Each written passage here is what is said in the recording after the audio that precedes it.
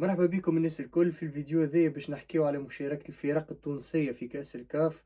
باش نبداو بمباراة النجم الرياضي الساحلي أمام نادي فريق مدني السوداني. يعني بصراحة معناها شفنا مردود النجم كان ضعيف وضعيف برشا، معناها ما يليقش بعراقة وتاريخ النجم الرياضي الساحلي وقيمة الشعار بتاع النجم الرياضي الساحلي. ما خاصة وأنه فريق سوداني اللي لعبت له النجم الرياضي الساحلي البطولة متاعه متوقفة من مدة وما عندوش نسق مقابلات. لكن برغم هذا شفنا اللي فريق خلق برشا صعوبات للنجم الرياضي الساحلي وصنع برشا فرص، لولا تألق الحارس معناه صبري بالحسن اللي أنا نراه النقطة المضيئة الوحيدة معناه في مباراة البارح. أنقذ شباكه من 5 6 أهداف محقة.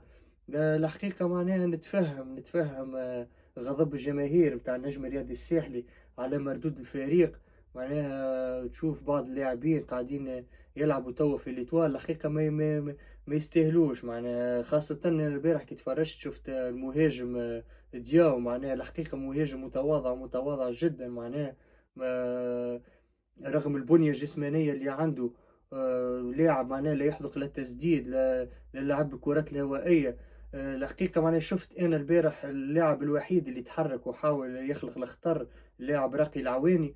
لكن في المقابل المدرب معناها غيره في الشوط الثاني. معناها اليوم السؤال اللي نطرحه هنا في النجم الرياضي الساحلي، اسكو المشكل معناها بدني، اسكو المشكل تكتيكي.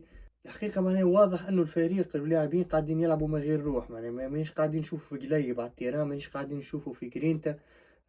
والحقيقة ذي حاجة توجع معناها، خاصة جماهير نجم الرياضي الساحلي تعودت فريقها ديما ينافس في البطولات الإفريقية في البطولات المحلية. الحقيقة معناها مستوى تراجع وتراجع برشا معناها، والتراجع هذا مش مفهوم.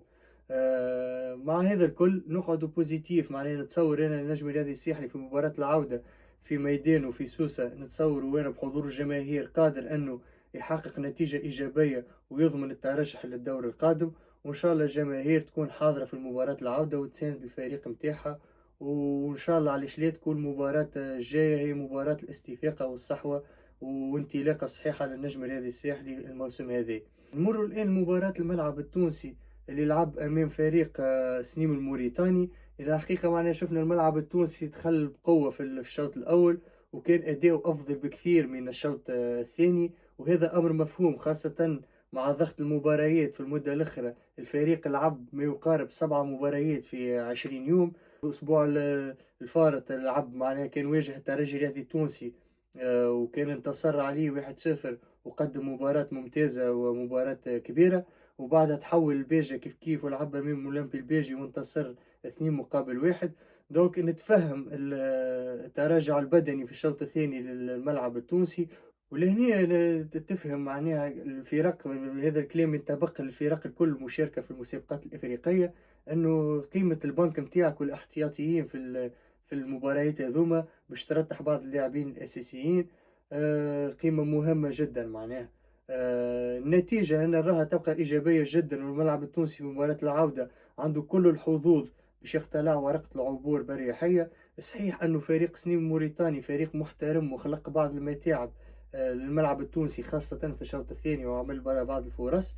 لكن أنا نتصور أن الملعب التونسي في مباراة العودة لو كان يتوصل للتسجيل منذ الشوط الأول يسهل على روحه برشا المباراة ويرتح لبعض اللاعبين للمباريات القادمة.